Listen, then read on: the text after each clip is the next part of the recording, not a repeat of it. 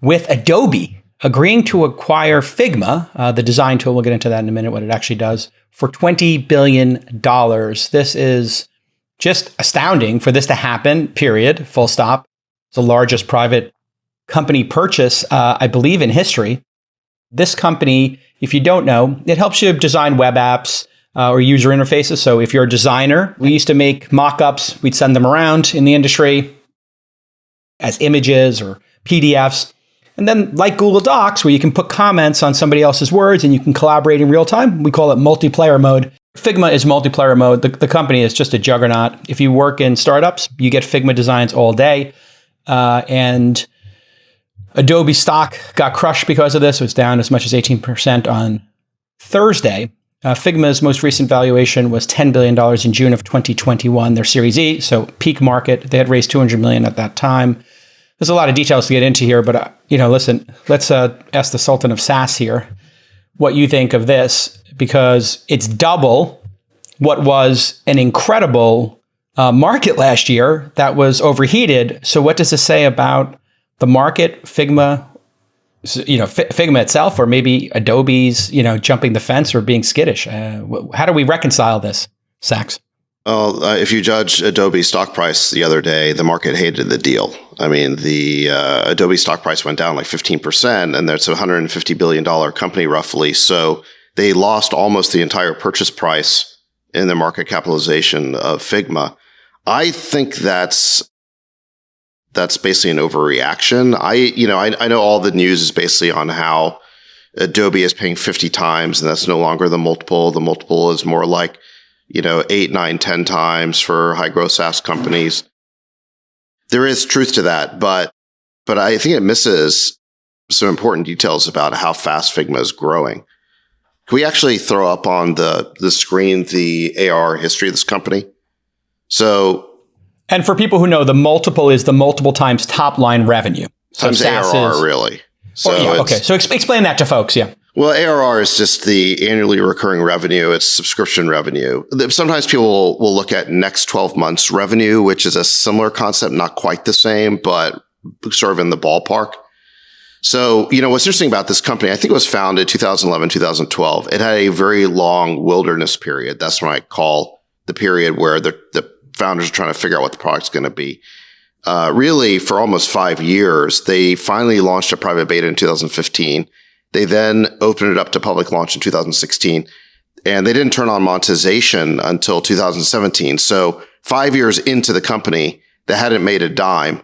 So, it's roughly a 10-year-old company. And for the first 5 years, didn't make any money. And then they started to make money 5 years ago. And then in 2018, I think they turned on the enterprise tier. And then it's been kind of off to the races. That's incredible. Look at those numbers. What I can tell you looking at these numbers, by the way, so I don't know if these numbers are perfectly correct. This is sort of, I would call this scuttlebutt numbers. These are numbers that I believe to be true, but it's not like these are numbers that the company's confirmed or anything like that. This is just me gathering, intelligence from talking to people in Silicon Valley. So this is what I believe to be the case. Can you read the numbers for people that aren't on YouTube watching this? Yeah. So in 2017, again, the first year they monetized, they did 700,000. They ended the year with 700,000 of ARR. Remember that ARR is kind of a point in time metric. It's the amount of subscription revenue, your annual run rate subscription revenue at that time. So they ended 2017 with 700,000. 2018, they ended with 4 million. 2019, they ended with 23 million. 2020, they ended with 77 million. 2021, 210 million.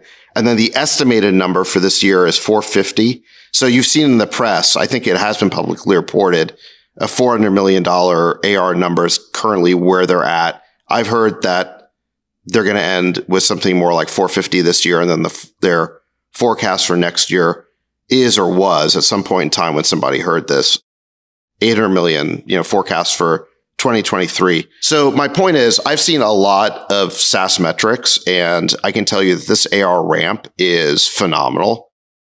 I'm sure people have kind of heard about the triple, double. That's kind of what VCs want you to do. They want you to triple 2 years in a row, then they want you to double 2 years in a row and so forth. This company did way better than that. I mean, 700K to 4 million is a really fast ramp. And then 4 million to 23 million is incredible. That's like, over a 5X. And then they did over a 3x going from 23 to 77 million. I can tell you that is super hard. I think most companies, even the ones that hit, low 20s, tripling year over year, they tend to decelerate to 2.5 times or something like that. This company was still growing over 3x. Then they roughly tripled again to get to 210. And then since they I have a question. Yeah. So now they're double that. Do you think the triple in 2020 was a COVID pull forward? Yeah. Or do you think that was a natural, like a Zoom or not? That's what I was going to ask. It's possible, but because people were collaborating. I don't see. So far in the numbers, I don't see a huge slowdown here. Look, once the numbers get into the hundreds of millions, it's really hard to maintain the same growth rate. You're compounding off such a large base that it's just inevitable. You can't keep growing 3x year over year once you're at 200 million of ARR. But the fact they got first from 23 to 77 and then 77 to 210 and now 210, let's say they're at 400 now and they're going to be at 450 by the end of the year plus. It's pretty amazing. And so Adobe's paying 50 times current ARR. But if you believe this, they're only paying, divide by 2, they're paying 25 times end of next year. So like 18 months from now. And then you figure, within say 2 years after that, they're going to be, at somewhere between 1.5 and 2 billion of ARR. And there, as you guys know, there just aren't that many SaaS companies that even get to 1 billion of ARR. So I don't think Adobe's making a bad deal here. I think there's a question about, is there any point at which this product hits some sort of market saturation? But Adobe's in a good position to know that because they understand this market. They are in this market. It feels to me like, I don't know, I've been using Adobe Photoshop right around when it first came out, like 1992. And this product, I've used it. It was built web first. It was built for collaborative use. And Photoshop over the years, they've really tried to take what is a desktop installed software application and then try and create cloud-based features. And it's a terrible, terrible user experience, at least from my perspective, having grown up on using Adobe Photoshop. But what's most important, I think, is a lot of people think about this on, is it the right price to pay for the company? But at the end of the day, the right price to pay for the company is what Adobe views to be the risk and reward for their business. And they effectively paid roughly 12% dilution of their company to do this deal. So they're saying, let's take 12% of our company and effectively de-risk the biggest risk to our business, take out the biggest threat to our business for 12% of our company. Not 12%. Was it 12%? You have to factor in the actual drawdown of the stock as well. So it's about 33%. They effectively... Well, I'm talking about take the price of the stock aside, the number of shares they're issuing. Because by the way, the deal value went down with the stock. So I read the merger terms last night, and there's a couple billion of cash, and then a good chunk of it is in stock, and it's 10 billion of cash, and it's 10 billion of shares at the price when the deal was announced. And to your point, right? So it's a fixed number of shares.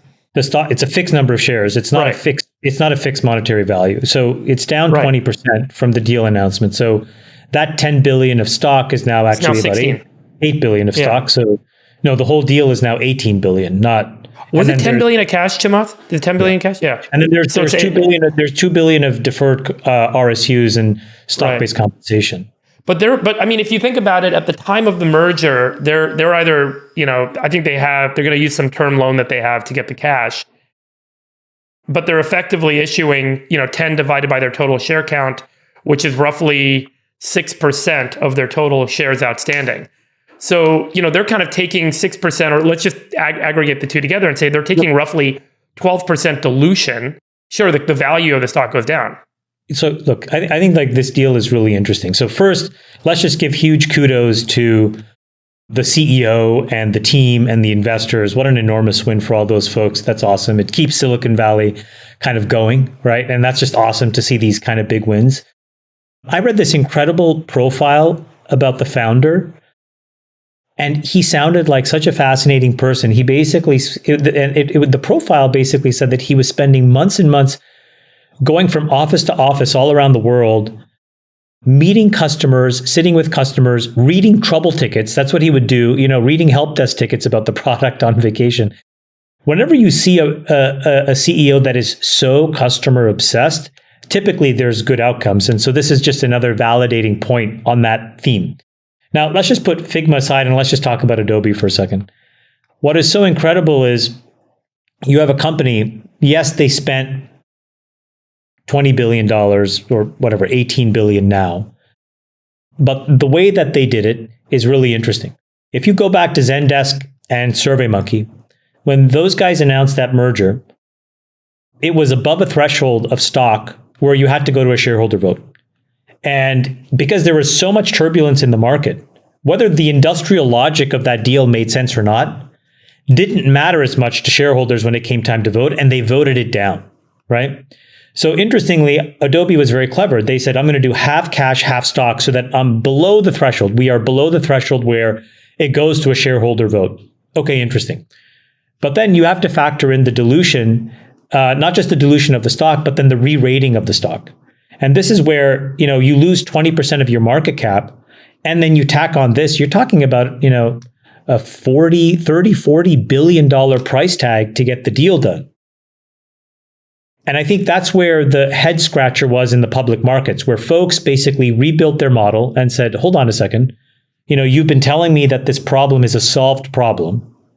But when you pay such a premium, not only does it mean that this product is clearly materially growing and disrupting, but the existing revenue base that I was counting on in my model must be wrong as well. And that's the actual flywheel that now Adobe is in, where people are trying to really figure out how under pressure are those existing cash flows. And then if you compound that with something else, which is nothing specific to Adobe, but to the whole market, which is now interest rates are going up behind the scenes, you have this sort of parade of terribles for Adobe that they're going to have to navigate, right? They have a very large portion of cash. They have a large portion of stock. They have decaying earnings in their core business that they now have to explain. And then they don't really have a lot of earnings. I think Shantanu said that it's going to be year 3 before it's accretive, which is typically a way of saying we're going to lose money and then in year 3 we'll make at least a penny. That's what accretive means. Doesn't mean you're going to make billions necessarily. And so these guys have to find a way for Figma to drop about $1.5 billion of free cash flow into the business for this to kind of make sense in the short term. So I think those are all the mechanics that's sort of putting a lot of pressure on the Adobe stock. But it just goes to show you the amount of disruption that happens, this movement to the cloud or the movement to collaboration. Oh, yeah. Monolithic products are just sort of very much DOA, That is the key. I think you guys did a great job of summarizing it. This is an absolutely great deal for Adobe. It's a transformative deal in the same way the WhatsApp deal was for Facebook. It removes one of the 2 existential threats to Adobe. And it turns Adobe, I guess, into a growth story now. As pointed out, Adobe's product was single player mode, and Adobe grows at about 12 or 13% quarter right now. And now you have a company that doubles. And they really have been facing 3 paradigm shifts in the last 5 or so years. Obviously, you pointed out one, Friedberg, desktop software downloading it versus cloud-based software. Well, here they go. Now they've got experts in cloud. And then the second one... Yeah, but they have a thing called Creative Cloud, and they are slowly trying to figure that out. It's a paradigm shift inside the company. I don't know. Yeah, they've really struggled. So now they have somebody who's cloud first. Chamath. Do you guys ever use those products? Those Adobe products? We have, but hold on. Let me finish here. There's 3 paradigm shifts here. Feature for feature, they look very similar. No. So these 3 paradigm shifts. The one is the desktop versus the web. The other one is subscription. So Adobe was charging $1,000 a year for the Creative Cloud. Now they charge $25 a month for it. They successfully did that. Now they've successfully, I think, have figured out collaboration software. But Adobe has one thing that they have not done, which I think is the real reason they had to buy Figma. Adobe, see, this is the problem with these big public companies. Adobe and all of their investors got very addicted to the free cash flow generation of that stock. And it's been an incredible performer. And let's just be honest, Shantanu is one of the best CEOs of the last few decades in the public markets, period, end of story, okay? Since 2007, he has just run a masterful playbook. At the tail end of that, though, in 2022, this is a company that has, I think, 6 or 7, maybe $8 billion of free cash flow. It is a gargantuan money-making business.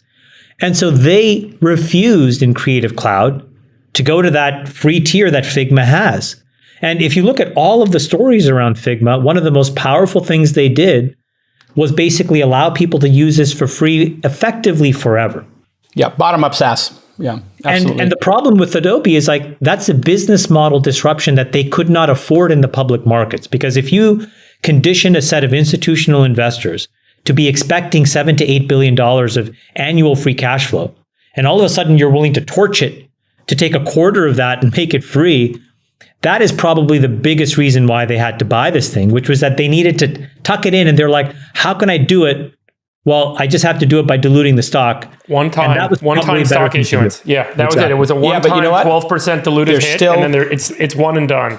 There's one more to go. By the way, the point you guys are making is more broad, which is it's not just about Adobe. This is the classic innovator's dilemma, right? Like any big company that reaches maturity in their market and has scale and has cash flows, you have a different shareholder base. You move over from growth to value.